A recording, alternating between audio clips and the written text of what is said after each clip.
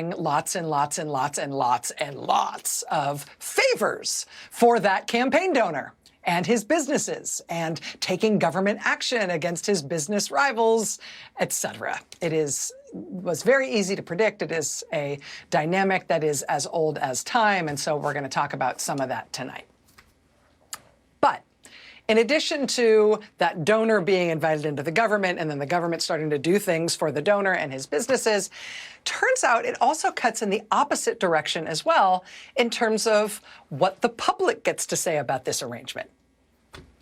Because if you think about it, what we've got now, thanks to Donald Trump essentially ceding his presidency to his top campaign donor, what we've got now is somebody who really does appear to be mostly running the government, somebody who's definitely destroying big parts of the government, but he's doing those things. He's taking that incredibly, incredibly controversial, destructive government role while he simultaneously is also running a bunch of companies, including the big one that accounts for most of his fortune, a company that is very much a public-facing company, not just in the stock market, but also in terms of, storefronts and the nation's roads. That dynamic, the fact that he is taking this government role, this incredibly controversial and destructive government role, while he is also the CEO and largest shareholder of Tesla, the car company, that has turned out to provide a quite unique opportunity for public feedback on his actions in the government. Did you know that the tailgate of a Tesla Cybertruck is a perfectly flat, light-colored, sharp-edged rectangle? Basically, it's a projector screen. If you have a projector and you shine the projector at the tailgate, it works really well, like it's a screen. Road and Track magazine today highlights a new effort that's been taking shape on TikTok this week, in which people are apparently driving around at night. At night is crucial for the projector part of this. Driving around at night looking for Tesla Cybertrucks. And then they project things on the tailgate. Like this one, Tesla Cybertruck, the most recalled truck of in 2024. Projected on the back of that truck. And there's a bunch of these that are way too crude for me to show on television, but they are circulating widely on TikTok. Some of them have millions of views already. This one says, no, the price of eggs aren't falling, but the price of this piece of junk sure is. And then the K falls off the junk. This one says, hey, don't hate me. Musk sold me this S-Box, and the effer stole my social security number. This one says, figures the guy who made a truck shaped like a coffin gets pleasure out of killing Sudanese children. That presumably is about Musk's chest-pounding glee over, in his words, feeding USAID into a wood chipper, while USAID, in fact, does provide aid to prevent starvation among millions of kids in Sudan. This one's just a playground taunt, honestly. Musk, this truck really is like you. And then it says, tons of hype. Underwhelming in bed. Get it? It's a joke about the truck bed. I know. Yeah. Like I said, there's a bunch of these I should not show on TV.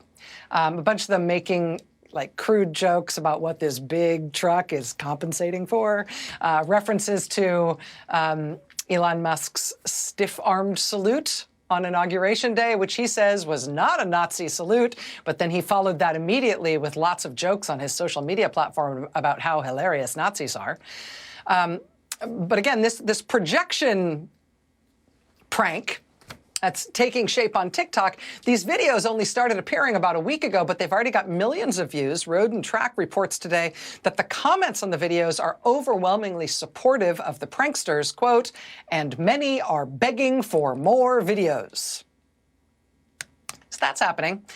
This was a protest today in Houston, Texas, at one of the Tesla dealerships in that big city. It's one of a lot of protests we have seen at Tesla showrooms and Tesla dealerships, both in red states like Texas and in blue states. This, for example, was Wednesday this week in San Francisco, Northern California.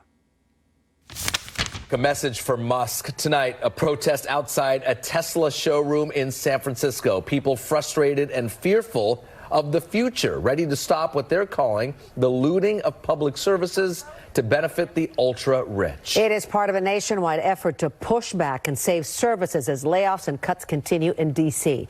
NBC Bay Area's Gia Vang is in San Francisco. This corner of Van Ness and O'Farrell taken over by federal workers and allies. The location deliberate outside of a Tesla store. We have the power to break Tesla, which is where most of Elon Musk's wealth comes from. We have the power to undo it. We have the power to not cooperate. The same day as that protest in San Francisco, there was a really big protest outside the Washington, D.C. headquarters of SpaceX, of Elon Musk's space exploration company. Protesters blocking traffic and shutting down the streets there. Hey, hey, ho, ho, Elon Musk is not to go. Some new video tonight as demonstrators march to the D.C. headquarters of Elon Musk's SpaceX, protesting what they call his takeover of government, calling it a direct attack on the American people. This is a look at the march towards the SpaceX headquarters in D.C., about 2 blocks away from the Wilson Plaza in downtown. And these protesters are chanting right now, Elon Musk has got to go. Again, that's just over the last couple of days in Washington and in Texas and in Northern California. But the world headquarters of Musk's SpaceX company is in Hawthorne, California, which is in Los Angeles, actually right near the airport, right near LAX. Next weekend, March 1st, there is expected to be what looks like it might be a large-scale protest at that SpaceX World Headquarters building in Los Angeles. Given that that's in LA and it's in a location that's just easy for a lot of people to get to, and honestly, given that they're giving people a week in advance heads up that they are going to do that protest on March 1st, I'm guessing that that might end up being the largest scale demonstration yet, targeting the president's top campaign donor, targeting Musk and whatever it is he thinks he's doing to the U.S. government. That one protester who we saw there in California explaining, in that clip from local news, explaining that most of Elon Musk's net worth is tied up in his car company, that is correct. The vast bulk of his wealth is based on his shares in his car company, Tesla. Tesla shares have dropped 20% in value since Inauguration Day. Tesla sales in Europe have taken huge hits recently, down 40 or 50% or more in the largest markets in Europe. Overall, in the last year, globally, electric vehicle sales are up 25%, but Tesla sales are down 1%. And down 1% may not seem like that big a deal, even as the overall market for that type of vehicle is going up. But consider that minus 1% of that drop in Tesla sales this year follows the last 2 years in which Tesla sales were up 38% and up 40%. And now this year they're minus 1. Now, how does that kind of thing affect his ultimate role in what he's doing to our government and what he thinks of his public image, and what he's making the public think of him? I don't know, but I think the most reasonable thing to expect is that it's going to be unpredictable, because I think there's a lot of weird variables at play here. I mean, obviously, this is a personal crusade of his to destroy as much of the constitutional republic as he can, without any regard at all for him having any legitimate government authority or following any laws. The personal dynamic, in addition, between this campaign donor and the president himself is very unusual, given that the president seems to have personally empowered this guy without actually giving him a government job. So the personal dynamic between them is all that Elon Musk has to stand on in terms of what he is doing to our government. The dynamic between them is weird, in which the president is effectively sidelined while Elon Musk takes center stage. The president, in contrast, appears to be weak and sort of beside the point, while his campaign donor regularly upstages him and talks over him, both in interviews and in the Oval Office. I mean, that would be hard to take for even the least egotistical president. It remains to be seen how we'll play out with this one. Along those lines, I have to say, this is also very strange, late-breaking news. I'm not quite sure what to do with this at all, but you should know. CNN was first to report today that the Trump administration has made an unusual decision with regard to Elon Musk's phalanx of private personal bodyguards. Now, NBC has not confirmed this, but CNN is reporting, based on 3 law enforcement sources, that the administration had the U.S. Marshals Service officially deputize members of Elon Musk's team of private bodyguards. And that may sound like kind of a bureaucratic designation, but one practical consequence of that is that the Marshal Service may now allow Musk's team of personal bodyguards to carry weapons on federal property. Loaded weapons. CNN reports, quote, some people close to Trump's White House have been taken aback by the scale of security that has surrounded Elon Musk since he became a regular presence in Trump's orbit last year. Musk's security detail rivaled only that of the president himself, the sources observed.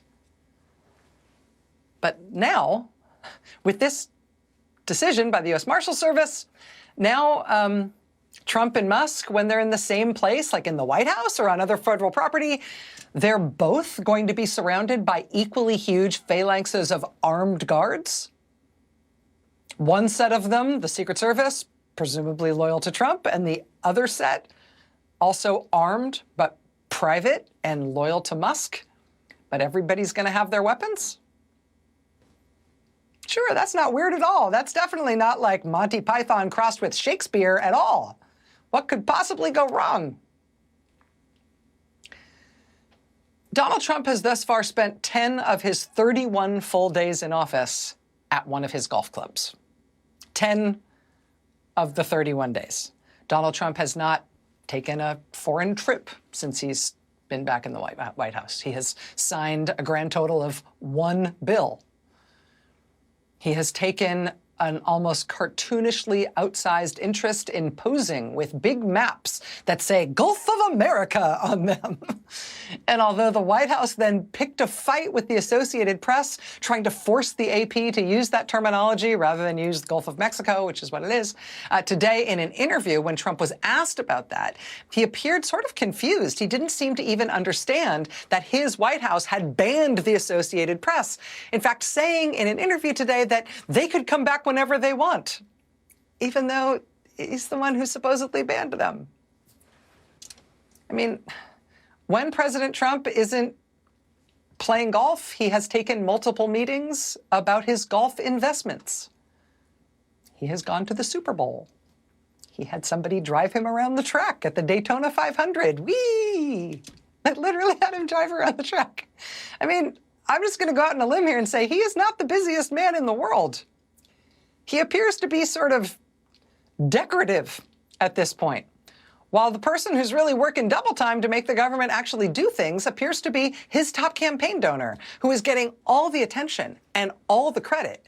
And while Trump is, playing race cars and golf and enjoying the worst approval ratings of any new president in the history of polling, and they are getting worse with every passing day, meanwhile, here's just a partial list of the things that Elon Musk and his own companies have somehow reaped from the U.S. government while Trump was, putting. Headline, Justice Department to drop discrimination case against Elon Musk's SpaceX. The Justice Department had filed the case against SpaceX in August 2023, accusing the company of violating federal law in its hiring practices. Yesterday, quote, the Justice Department said it intended to file a notice of dismissal with prejudice, which means prosecutors would not be able to file these charges again. The motion did not say why the case was being dropped. So check that one off his list. Headline, Doge employee cuts fall heavily on agency that regulates Musk's Tesla. A small government team regulating the sort of autonomous cars that Elon Musk says represent the future of Tesla, his car company, is getting cut nearly in half by the Musk-led U.S. Doge service. Check that one off his list. The National Highway Transportation Safety Administration investigation in 2023 led to a National Highway Transportation Safety Administration investigation in 2023 led to a recall of 2 million Tesla vehicles. The same agency disclosed in April that it had documented numerous deadly crashes involving Tesla Autopilot. Now, thanks to Elon Musk's Doge, that same agency, the NHTSA, is losing about 10% of its workforce. Check that one off the list. Tesla, I should note, this year plans to put fully autonomous vehicles on the road this year. Yeah, and if you keep gutting the agency that regulates that sort of thing, who'll be there to stop them? Who'll be able to stop them before the crosswalk? Here's another headline. Fate of Rivian's $6.6 billion federal loan now hangs in the balance. Fortune magazine helpfully nuts up the key point at the top of this one. Quote, Georgia Governor Brian Kemp says he does not know whether the Trump administration will honor the contracts of the Biden administration. Quote, if the loan is canceled, Tesla CEO Elon Musk stands to benefit the most. Check Rivian off the list. Who needs that competitor?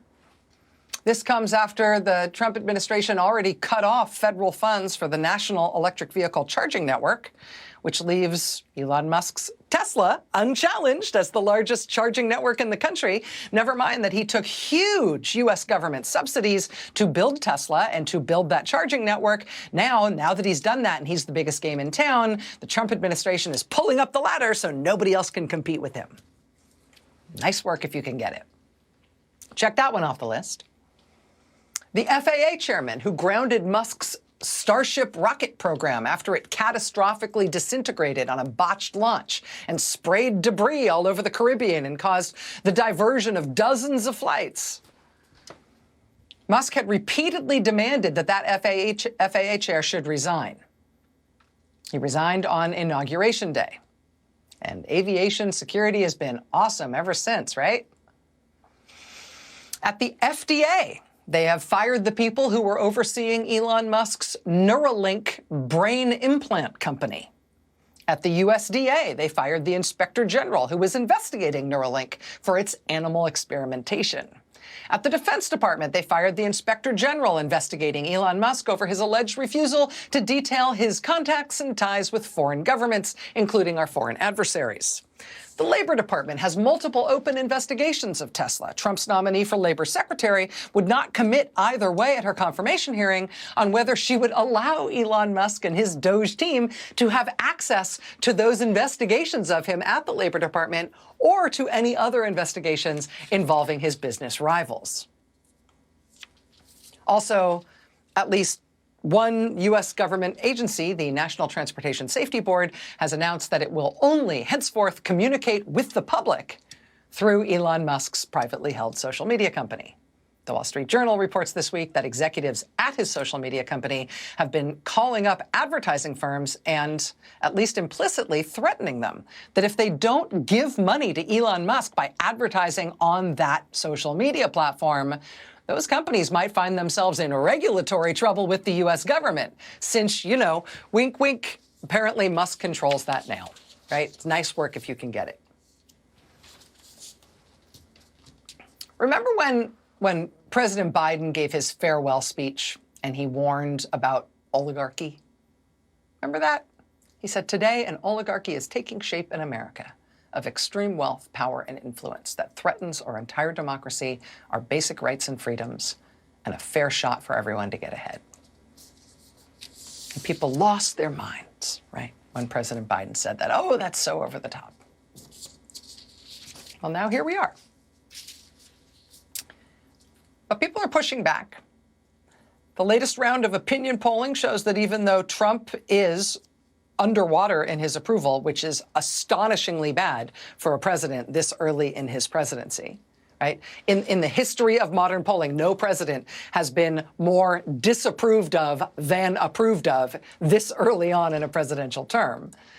But the polls, those same polls that show Trump in that historically bad approval position also show that Elon Musk is about 3 times as unpopular as Trump is. So people know what's going on. People are pushing back. And today was another one of those days when on all sorts of different fronts we saw pushback working. We saw them, trying to do something, but they found it difficult or awkward or indefensible, or somebody pointed out that it was illegal or it got a bunch of bad press. They surveyed public opinion, surveyed the pushback they were getting, and pulled back on what they were initially trying to do. Today we saw that on a whole bunch of fronts, just in the past 48 hours.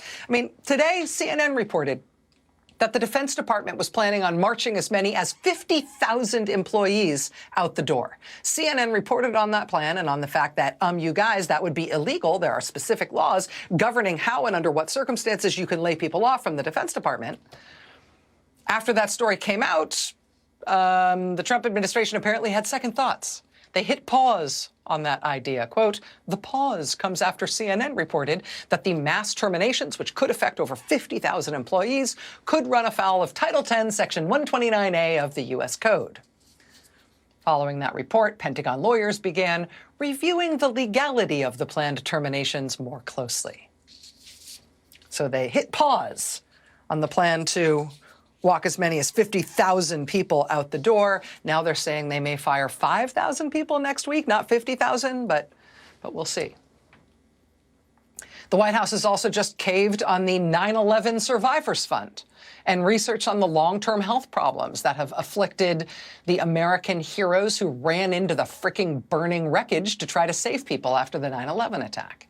After widespread press coverage and a hue and cry against those cuts, oops, today they started telling Republican members of Congress that they are not going to be cutting that after all.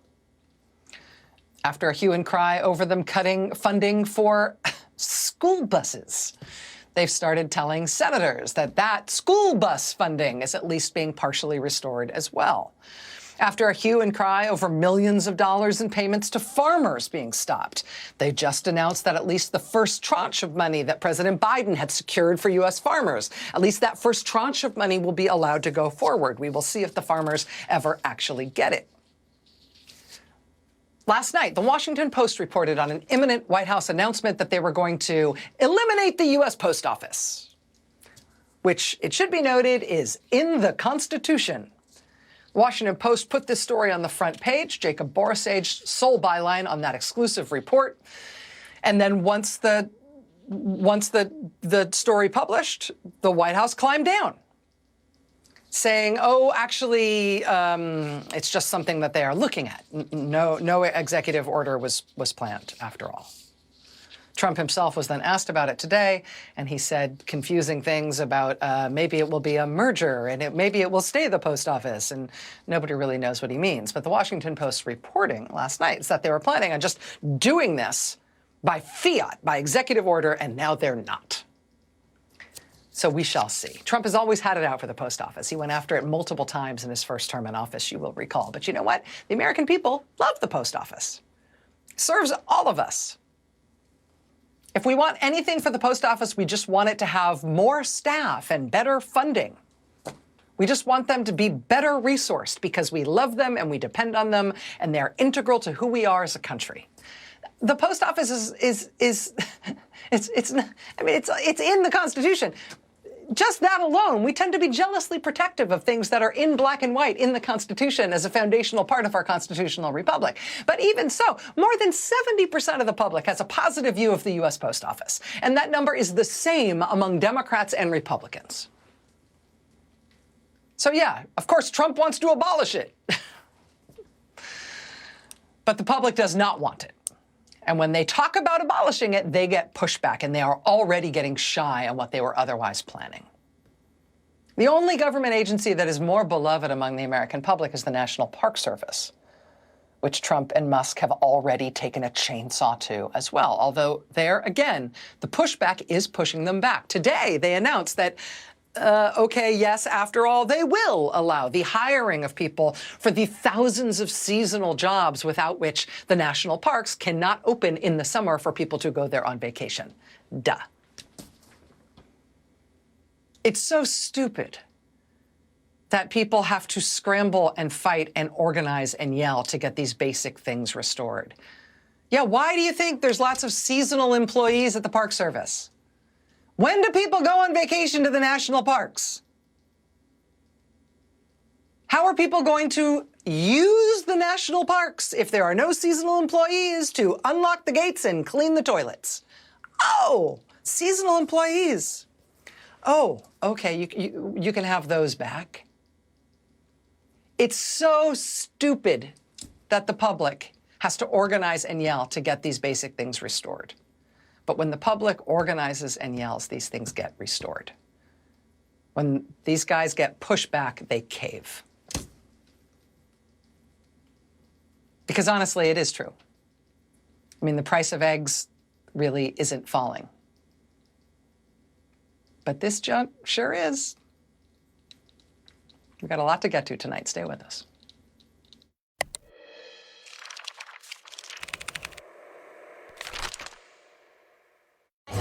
So what are you thinking?